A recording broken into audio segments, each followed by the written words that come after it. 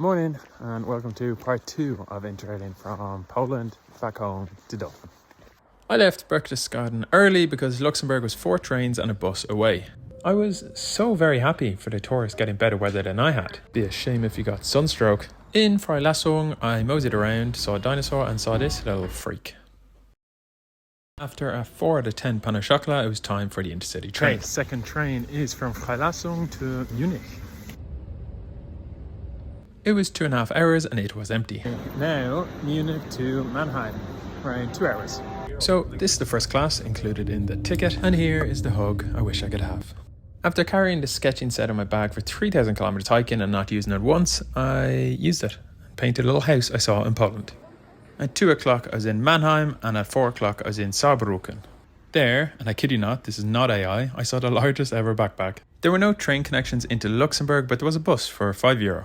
Luxembourg, first time, and I know nothing about the country, but this fun fair dates back to 1340. And this is Murray, or Flocky. Okay, here is Murray and Flocky. With the hostel booked out and Luxembourg being very pricey, I posted a story here on Instagram seeking a couch, and I was taken in by wonderful people.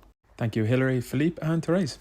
Okay, Luxembourg City. I only had half a day, so I went to the American Cemetery first. Sure, Luxembourg is small, but in World War II, it was right in the thick of it, especially around the Battle of the Bulge in 44-45. Most of the 5,000 graves here come from the Battle of the Bulge. Some names are recognised, like Muck, Benkala and Julian from Easy Company. And I learnt of Nancy Leo, the only woman buried here, as well as Medal of Honor recipients, and General Patton himself. What I find most startling and humbling is these are all kids drafted into a fight where they really shouldn't have been ever. And it continues. For what? Luxembourg has 3 official languages. 4 if you include puns. English is of course widely spoken, but you'll also hear Portuguese. 14% of the population here are Portuguese. Welcome to Luxembourg. That clip should have come earlier. Anyway, here is the centre and it's pretty cool, no? I pottered around and listened to a podcast to learn a little bit about the country. It is the last Grand Duchy in the world, i.e. rather than a king, a queen or president as head of state, it's a Grand Duke.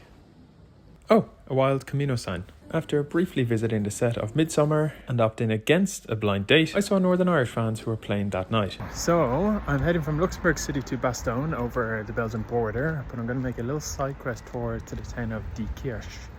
Hello fellow backpackers. Yeah, so public transport in Luxembourg is free.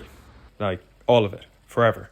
Okay, it kind of makes the Interrail pass redundant for this country. But yeah, it brought me to this museum which focused on the Battle of the Bulge and had many artifacts and some quirky statues. I then got on my free bus to Bastogne.